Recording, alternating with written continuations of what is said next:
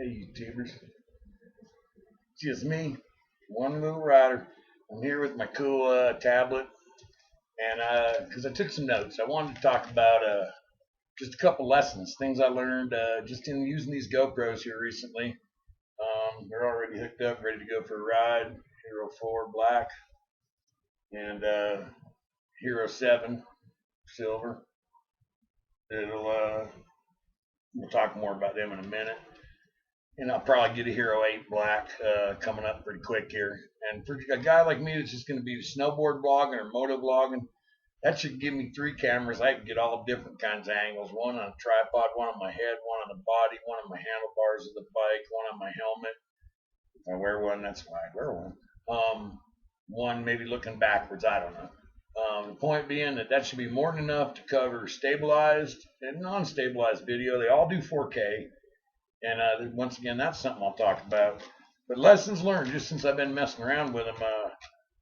Memory, 128 gigs, possibly too much.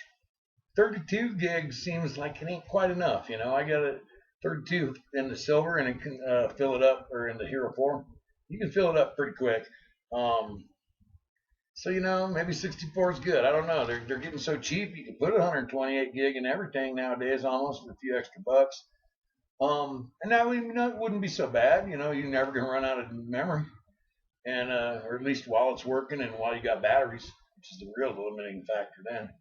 But yeah, it ain't going to hurt nobody to have some extra memory. But every time I'll go in there, and I might have an hour or two of video that I need to download and look at or something, and it'll just be a fraction, just a drop in the bucket of what's in that card. Whereas with that 32 gig, it don't seem like it's that much more. It's just a multiple of 4 or something. And but man, it makes a difference. On that 32 gig, I can fill it up pretty quick. So it seems like 128 gig. If you got a bunch of batteries, you're gonna be filming all day. Sure, maybe that'd be something. 64 might do it. So something just to know. Hey, on this 4K video, everybody makes a big thing about 4K video. Oh, you gotta have 4K, you gotta have 8K. These are sponsored dudes who got there. You look at what they're using. They got cameras. They're sponsored, or they just got a bunch of hits, or they're making YouTube revenue, or God knows what, or getting Amazon affiliate sales, and they're sporting cameras and lights and all kinds of stuff. So of course, to them, they're like, oh yeah, 4K, and I got my Premiere Pro and my super laptop PC to process it with. Yeah, it ain't nothing to them, and it ain't nothing to them to say that it's cool if they're talking to nobody but the elite and the rich. Now, this GoPro is supposed to be for action people, and often they are poor, or at least they're spending all their money on action, and they ain't got a ton of money to spend on processing gear. And so in a way, that's a limiting factor. So to me, I'm a poor guy. I'm doing this on an old Toshiba laptop, satellite. The thing's got to be almost 10 years old by now. And it's obviously way out of date. It won't process 4K video. And from watching these YouTubes, some of the newer ones have a problem processing 4K. It's just slow. And so, of course, the talking heads are recommending these graphics engines and multi-core processors on the GPU and on the CPU. Yeah, but that's a lot of money. And, so then again, 4K videos take too much battery, too much memory space, and for too little obvious gain. You can watch all the videos on YouTube comparing 4K videos with 1028. 1028 is like HD right now. You plug it in your great old camera TV, then that's going to be what they see. Most people nowadays, face it, on your YouTube stuff, it might be on their tablet, their phone, maybe their laptop. When they're going to go sit down in front of their big screen, they're going to be watching Netflix with their girlfriend. They ain't going to look at your video. So your video is going to more often than not be viewed. It could have been 768 and probably looks good on the displays it's going to be seen on.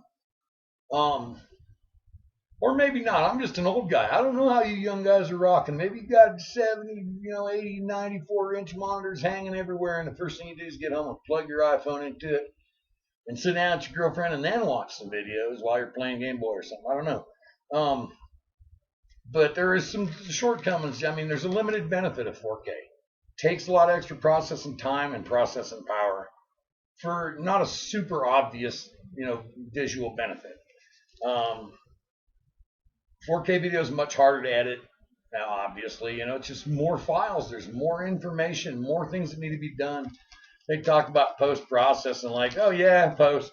Like you go in there, and to me, post, I want to be riding all day, having adventures all day, doing stuff. I want to come home, maybe hit about 3 or 4 buttons, tighten it up a little bit, put a little title on it, and upload it.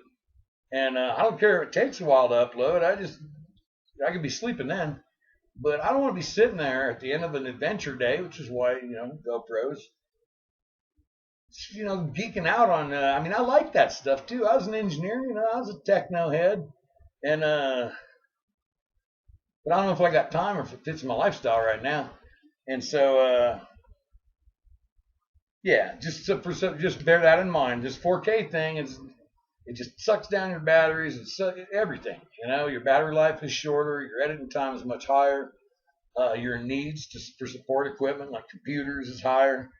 Why have a 4K video, especially if you're indoors like me? If you ain't got some good lighting, look how I look, for God's sake. I look bad enough if it was great lighting. But I'm counting on the sun on one side and a couple of lamps on the other. And as you can see, it ain't working super great, but enough that you can see me. I've learned that no lens fit cover can be an issue. Hero 7, you had a removable lens cover, and the Hero 6